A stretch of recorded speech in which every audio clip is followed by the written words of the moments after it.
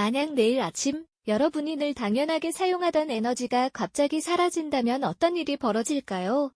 혹은 그 가격이 상상할 수 없을 만큼 치솟는다면 우리의 일상은 과연 어떻게 변모하게 될까요?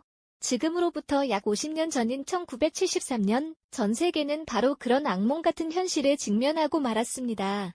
중동에서 시작된 작은 불씨 하나가 어떻게 전 지구인의 소비 습관을 영원히 뒤바꿔 놓았는지 오늘 함께 그 놀라운 이야기를 파헤쳐 볼까 합니다. 우리가 오늘날 너무나 자연스럽게 여기는 에너지 절약이나 효율적인 자원 사용, 그리고 현명한 배분의 지혜는 사실 50년 전 지구 반대편에서 터진 엄청난 위기 속에서 강제로 배우게 된 소중한 교훈이기도 합니다.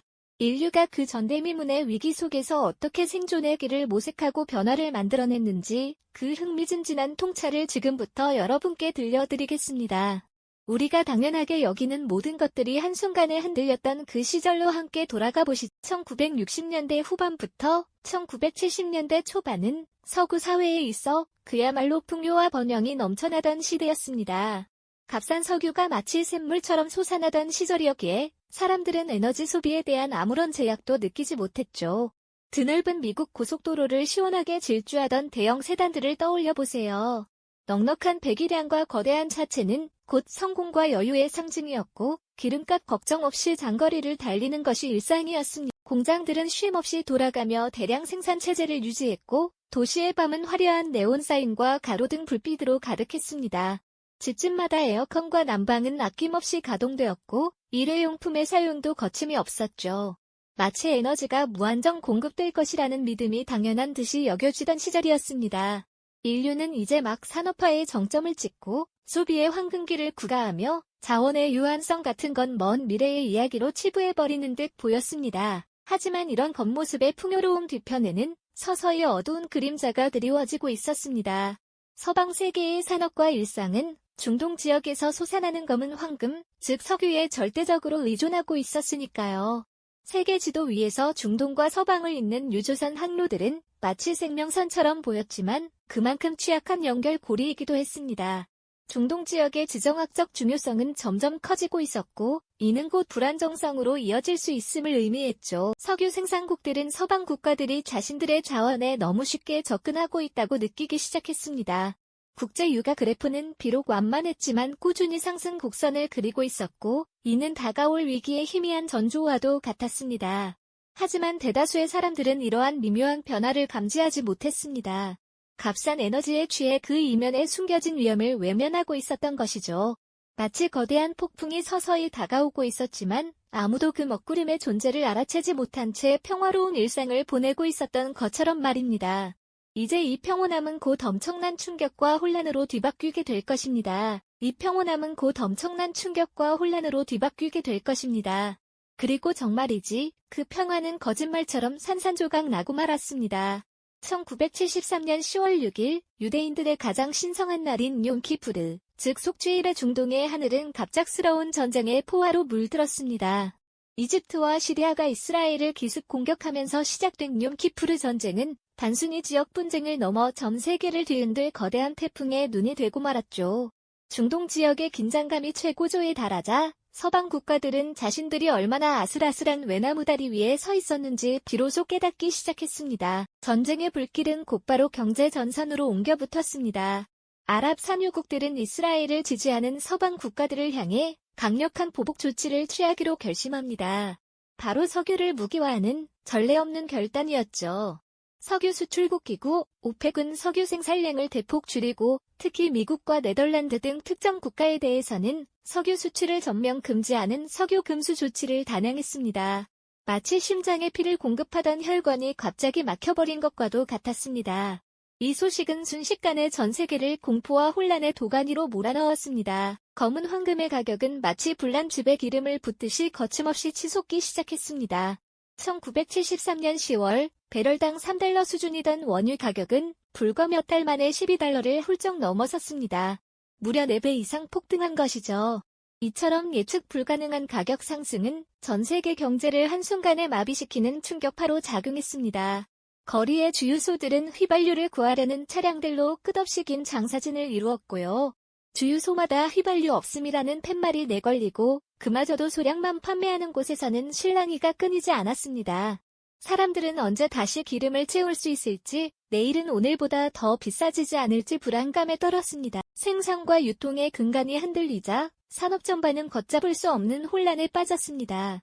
공장들은 에너지 부족으로 가동을 멈추거나 생산량을 줄여야 했고, 이는 곧 대량 해고와 실업률 급증으로 이어졌습니다. 번영을 구가하던 서방 국가들의 경제는 삽시간에 깊은 수렁에 빠져들었죠. 주식시장은 폭락하고 물가는 천정부지로 치솟는 스태그플레이션이라는 전대미문의 경제 현상이 전 세계를 덮쳤습니다.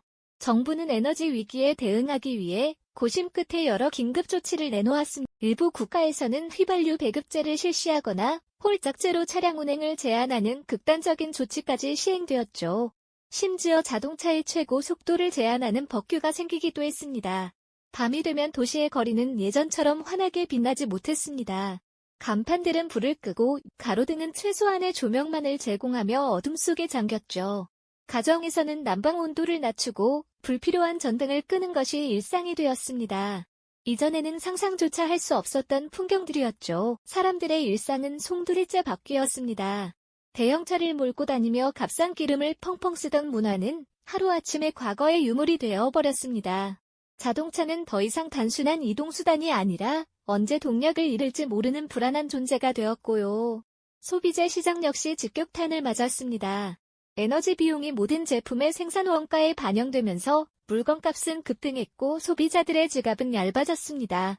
사람들은 불확실한 미래 앞에서 소비를 망설였고, 이는 다시 기업들의 매출 감소와 생산 위축으로 이어지는 악순환을 불렀습니다. 이 모든 혼란 속에서 사람들은 비로소 깨달았습니다.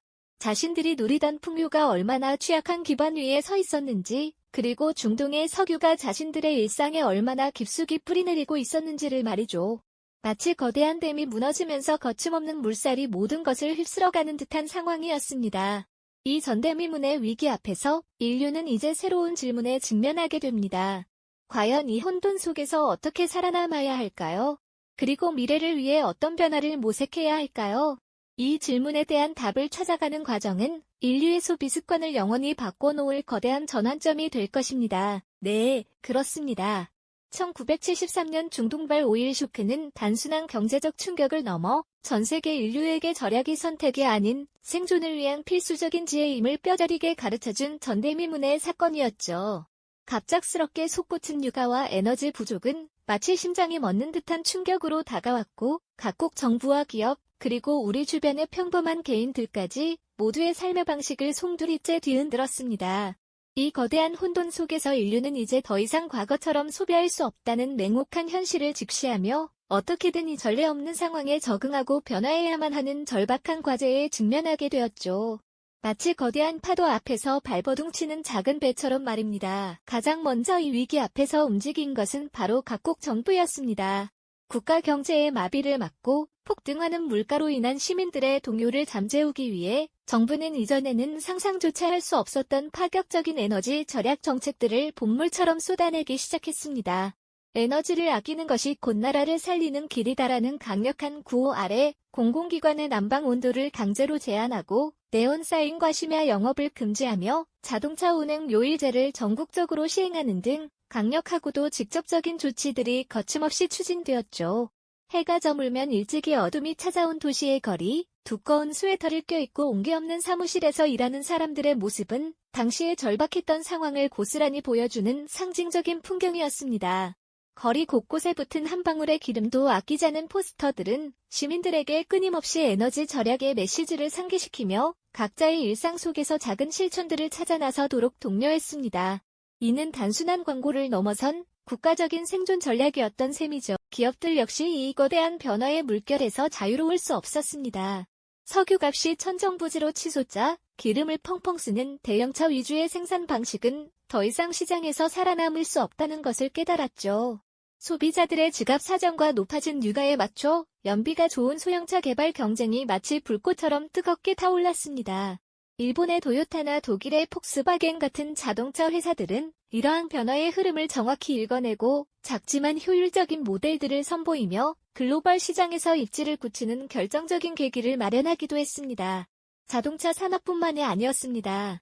제조업 전반에 걸쳐 에너지 효율을 극대화하는 신기술 개발에 박차를 가했고, 이는 오늘날 우리가 당연하게 여기는 고효율 가전제품이나 친환경 기술의 씨앗이 되었다고 해도 과언이 아닐 겁니다.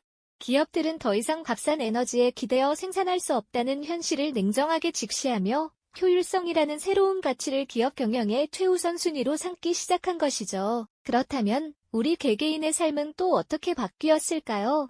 기름 한 방울이 금보다 귀해진 시대에 사람들은 자연스럽게 자동차 대신 대중교통을 이용하고 짧은 거리는 자전거를 타거나 걷는 것을 일상화했습니다.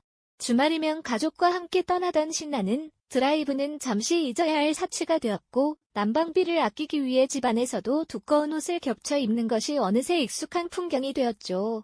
마치 강제로 미니멀 라이프를 실천하게 된 것처럼 사람들은 자신의 소비 습관을 꼼꼼히 돌아보고 불필요한 낭비를 줄이려는 노력을 필사적으로 시작했습니다.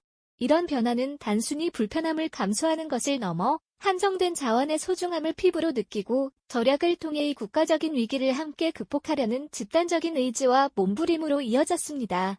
각 가정에서는 어떻게 하면 전기를 덜 쓸지, 물을 아낄지 고민하는 작은 회의가 열리기도 했을 겁니다. 이러한 변화의 움직임은 여기서 멈추지 않았습니다. 인류는 근본적으로 석유라는 특정 에너지원에 대한 과도한 의존도를 낮춰야 한다는 절박한 깨달음을 얻었고, 이는 대체 에너지원 탐색이라는 인류 역사상 전례 없는 거대한 도전으로 이어졌습니다. 태양광, 풍력, 원자력 등 당시에는 아직 기술적으로 미성숙하거나 경제성이 낮다고 여겨졌던 에너지원들에 대한 연구와 투자가 전 세계적으로 본격화된 것이죠. 어쩌면 1973년 오일 쇼크는 인류에게 이대로는 더 이상 안 된다는 강력한 경고를 보내면서 지속가능한 미래를 위한 새로운 에너지 패러다임을 모색하게 만든 가장 큰 전환점이 되었을지도 모릅니다. 이처럼 절박한 상황 속에서 시작된 개인과 사회 전체의 변화는 인류의 소비 문화를 근본적으로 뒤바꾸는 거대한 물결을 일으켰습니다. 이처럼 절박한 상황 속에서 시작된 개인과 사회 전체의 변화는 인류의 소비 문화를 근본적으로 뒤바꾸는 거대한 물결을 일으켰습니다. 당시의 위기가 단순히 일시적인 고통으로 끝나지 않고 우리 삶의 깊숙한 곳까지 스며들어 지속적인 변화를 이끌었다는 사실을 우리는 오늘날의 일상에서 어렵지 않게 찾아볼 수 있습니다. 오일 쇼크는 마치 인류에게 강력한 경고음을 울리며 더 이상 과거처럼 무분별하게 자원을 소비해서는 안 된다는 근본적인 깨달음을 안겨주었죠. 그 지혜는 위기가 진정된 후에도 사라지지 않고 사회 전반에 걸쳐 단단히 뿌리내려 오늘날까지 이어지는 중요한 유산이 되었습니다. 가장 먼저 눈에 띄는 변화는 바로 에너지 효율 기술의 혁명적인 발전이었을 겁니다. 이전에는 연비나 전력 소모량에 큰 관심을 두지 않던 기업들이 이제는 효율성을 최우선 가치로 삼아 제품을 개발하기 시작했으니까요. 자동차 제조사들은 더 적은 연료로 더 멀리 갈 수 있는 소형차와 고연비 엔진 개발에 사활을 걸었고, 이는 결국 하이브리드와 전기차 같은 미래형 운송수단이 탄생하는 밑거름이 되었죠. 우리 집 냉장고나 세탁기, 에어컨 같은 가전제품들에도 에너지 효율 등급 마크가 당연하게 붙게 된 것도 바로 이 시기, 즉 에너지 절약이 미덕을 넘어 필수적인 생존 전략이 된 시대의 유산이랍니다. 단순히 기술적인 진보에만 머무르지 않았습니다. 사람들의 친환경 제품에 대한 인식 자체가 달라지기 시작했죠. 과거에는 다소 생소하게 여겨지거나 선택 사양으로만 취급되던 재활용이나 환경 보호의 가치가 이제는 기업의 사회적 책임이자 소비자의 현명한 선택 기준으로 자리 잡게 된 것입니다. 한 번 쓰고 버려지는 물건 대신 오래 쓰고 재활용할 수 있는 제품을 선호하는 문화가 점차 확산되었고, 이는 곧 지속가능한 소비라는 새로운 소비 철학으로 발전했습니다. 길거리에서 흔히 볼 수 있는 재활용 분리수거함이나 친환경 캠페인들도 오일 쇼크가 남긴 소중한 교훈이 스며든 결과라고 볼 수 있을 겁니다. 이러한 변화는 국가적인 차원에서도 중요한 이정표를 남겼습니다. 특정 에너지원에 대한 의존도를 낮추고 국제적인 에너지 위기에 공동으로 대응하기 위한 국제에너지기구, IEA, 같은 조직이 설립된 것도 바로 이 시기였죠. 이는 에너지 안보와 자원 배분의 중요성을 국제사회가 함께 인식하고 협력적인 해결책을 모색해야 한다는 절박한 공감대가 형성되었음을 보여주는 상징적인 사건이 아닐까요? 오일 쇼크는 단순한 경제 위기를 넘어 자원의 유한성과 인류의 지속 가능성에 대한 근본적인 질문을 던지며 전 세계인의 의식을 송두리째 흔들어 놓았던 겁니다. 결국 1973년 오일 쇼크는 인류에게 위기가 곧 혁신과 지혜의 어머니라는 강력한 메시지를 남겼습니다. 자원의 유한성을 깨닫고 효율성과 지속 가능성을 추구하는 인류의 집단적인 각성이 가장 크게 느껴진 순간이었죠. 당시의 위기가 강제로 학습시킨 현명한 소비의 지혜는 50년이 지난 오늘날에도 여전히 유효하며 오히려 더욱 절실해지고 있습니다. 기후변화, 자원 고갈, 그리고 예측 불가능한 지정학적 위기 속에서 우리는 또 다른 형태의 도전에 직면하고 있으니까요. 과거의 위기를 통해 얻은 교훈은 미래의 지속 가능성을 위한 가장 확실한 나침반이 될 수 있습니다. 우리 각자의 소비 습관과 미래 환경에 대해 성찰하고 작은 실천을 통해 더 나은 내일을 만들어가는 지혜가 지금 우리에게 필요한 것은 아닐까요? 1973년 오일 쇼크가 인류에게 가르쳐준 현명한 소비의 지혜가 또 다른 역사적 위기 속에서 어떻게 발현되었는지 다음 이야기에서 함께 탐구해 볼. 이 영상이 도움이 되셨다면 좋아요와 구독 부탁드립니다. 여러분의 응원이 제게 큰 힘이 됩니다. 다음 영상에서도 더 유용한 정보를 공유하겠습니다. 감사합니다.